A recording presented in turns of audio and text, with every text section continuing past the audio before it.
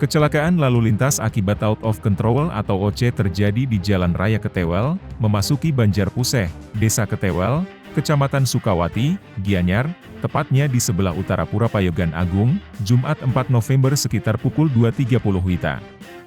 Akibat kejadian itu, 1 orang meninggal dunia. Berdasarkan informasi yang dihimpun di lapangan terungkap, peristiwa itu bermula ketika sepeda motor Honda GL Max yang dikendarai Bahrul Ulum, asal Dusun Tegal Wudi, Desa Badewang, Kecamatan Songgon, Banyuwangi membonceng Diki Woramon, asal Pasinan Barat, Desa Singojuru, Banyuwangi. Mereka datang dari arah selatan menuju utara. Setibanya di TKP, Bahrul Ulum tidak bisa menguasai kendaraannya sehingga oleng ke kanan kemudian terjatuh ke jurang di sebelah timur jalan.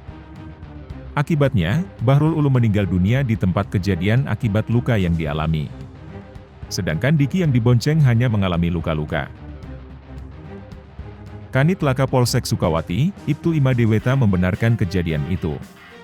Dia mengatakan, berdasarkan hasil olah TKP, kecelakaan itu diduga akibat pengendara sepeda motor kurang berkonsentrasi saat berkendara. Tim Bali Express melaporkan.